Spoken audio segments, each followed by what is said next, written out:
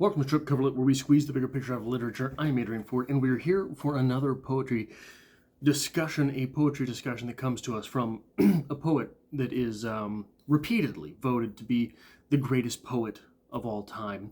Also happens to be, coincidentally, my fiance. I don't mean to make anyone jealous, but that's just the truth, where the truth lies, and that poet is Emily Dickinson.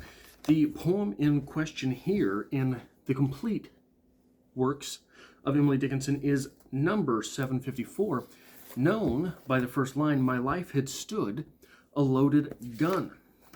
The poem itself, where are we at, reads as such: "My life had stood a loaded gun in corners till a day the owner passed, identified, and carried me away.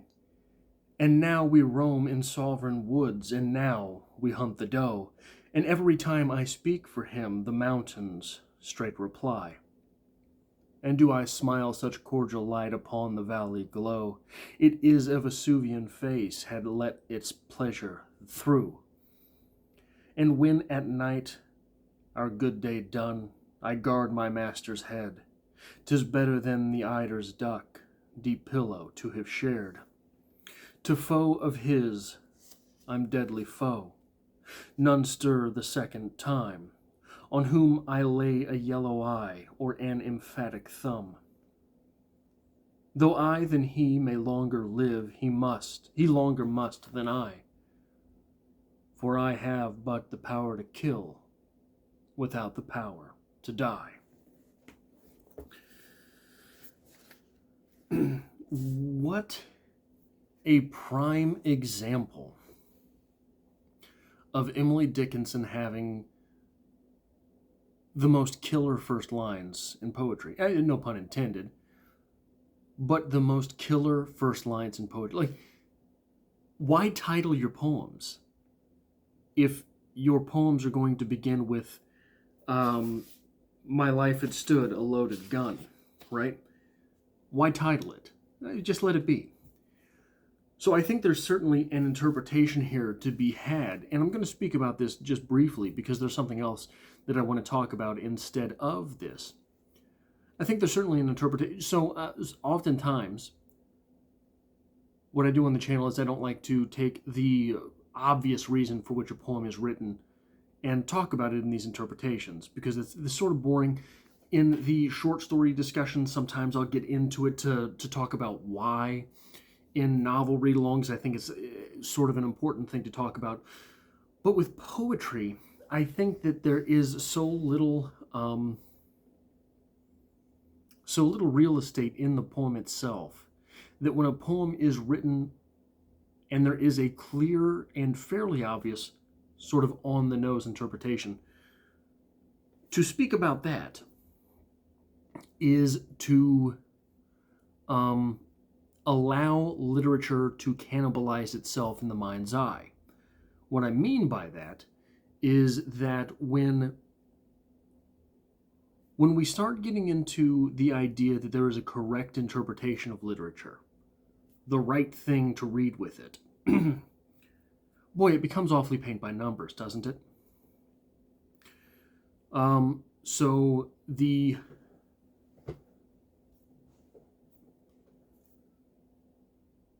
more important thing to me, and hey, it's my channel, do what I want. The most important thing to me is the less obvious thing to talk about. So for me, and there's a lot of interpretations for this poem, I think, but to me, the obvious one sort of is, I think there's a sexual interpretation to be had here. The gun is never a gun, and whereby in this interpretation, the owner passed, identified, and carried me away. The owner there is a man. The gun is a sexuality. Hunting a doe is having the shaboom boom. We get to the part, though I than he may longer live. The instinct to reproduce is eternal, right? Like, we don't get to control that. We don't get to shut it off for other people, no matter how hard those with, there are some that will try, right? He must then I. Though I than he may longer live, he must than I. Your child, so we're assuming here, when hunting the doe, success is finding a woman, reproducing. The child survives you.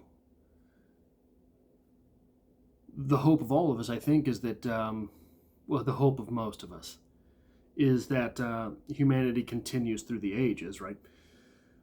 For I have the power to kill without the power to die. High test and no release causes problems. So this poem in that sense, this poem in that light, this poem through those eyes is almost a parable, right? Almost a one-for-one translation there, which sort of, to me, takes the fun out of poetry, but I think, certainly a fun interpretation to talk about. Certainly a different light to shine on something that is sort of a fairly obvious point. But this is what I really want to talk about with this poem. My life had stood a loaded gun in corners till a day the owner passed, identified, and carried me away. How many of us have a passion? How many of us have something for which we think we would love to live? How often do we walk by that suppressed in the corner and without clear identification? The process of examining what that passion is, what that passion would entail, what living for that passion would actually mean. How many of us never get to the point where we would roam through those sovereign woods or hunt the doe? The doe, in this case, not being shaboom boom, right? The doe, in this case, if one considered themselves a writer, would be the great American novel, the great whatever national novel, the great humanistic novel.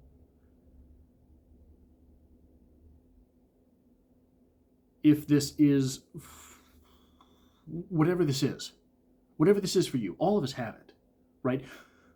There is no, so some of us might forget that we have it. That is the sad truth of the sort of curmudgeon world in which we are often compartmentalized, into which we are often compartmentalized. We might forget that we have said passion. We might forget that we would live for something or someone. I'm a loner. I wouldn't suggest that, but hey, if that's your roll of the dice, roll away, my friend. But it is a roll of the dice, isn't it? This passion for which we might live. To dedicate one's life to an art, to dedicate one's life to a craft, to dedicate one's life to a thing or a person is a roll of the dice. What if that person does not reciprocate? What if that art never finds you? What does the success mean on each individual level? What does that success mean to you? Anyone can look at the Stephen Kings of the world and say, hey, yeah, baby, writing that great American novel, the success means getting that Stephen King dough. You could easily look at Ernest Hemingway and say, yeah, the success means the lifestyle and mystique of Hemingway.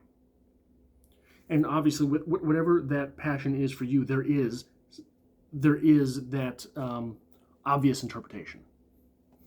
If I were looking at YouTubers, boy, would I have the success with talking about poetry that PewDiePie has with... PewDiePie talk about games? I don't know. Do you do skits? I think it's games. Not sure. But boy, if I had 103 million subscribers, whatever it is that PewDiePie has, I don't know off the top of my head, that would be success, right? But that does not have to be the interpretation. The interpretation could be something so simple as, I don't need to write the next great American novel. I need to write, as Hemingway said, that one true sentence. Hemingway said, always start with one true sentence. Therein lies the rub, eh? The one true sentence, how easy is that to find? How easy is that to craft? How easy is that to display across the page? It's not. It's not so simple. It's like dunking a basketball. It is, okay, so hard and difficult. There's a difference between hard and difficult. It's not difficult to dunk a basketball. You jump in the air, you put the ball in the hoop. That's not difficult, but it sure is hard. So in this fashion, this opening paragraph to this poem, to whatever interpretation of it that one might have in their own life,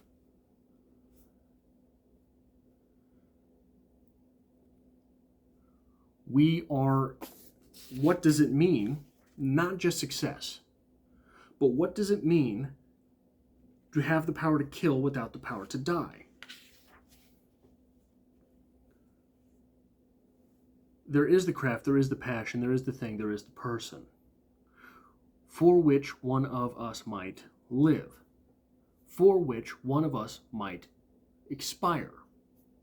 It is not the other person, it is not the craft, it is not the thing, it is the idea therein that will live forever.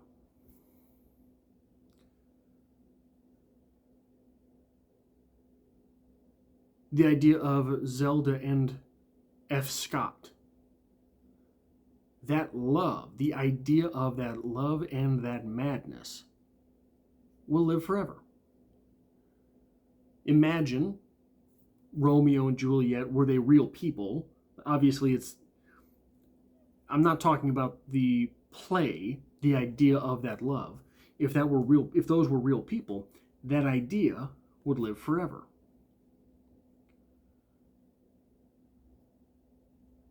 Being lost in one's own idea for success can cloud one's mind to an actual attainment of some level of success.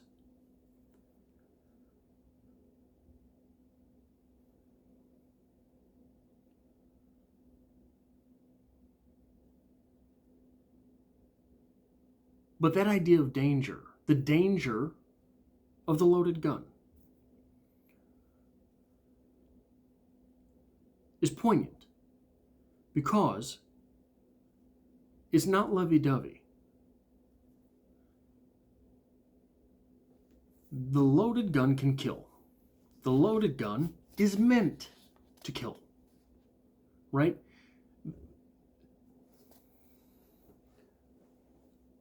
Life is meant to have that passion. Life is engineered to be a loaded gun. We are supposed to have that thing. And so there is a great authenticity behind having that thing for which we would live and die.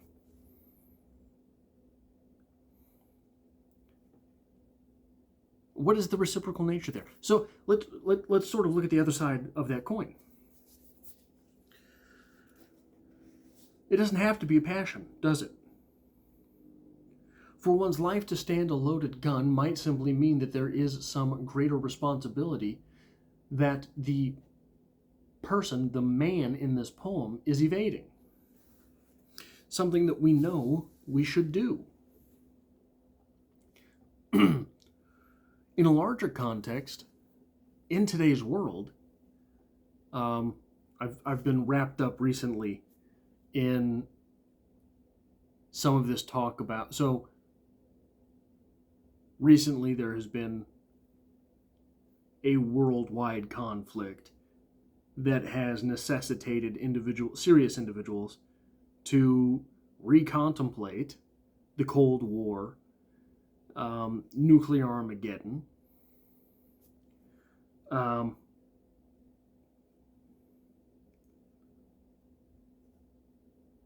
meaning of life, really. Within these talks, outspoken individuals such as Elon Musk have been vocal of the fact that one of the things that leads to the downfall of civilization, and that we on the precipice on which we might be besides nuclear war, would be population collapse.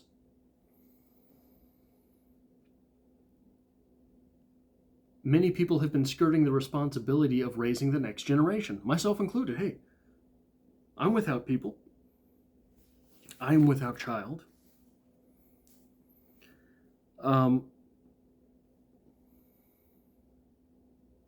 Is this poem about that?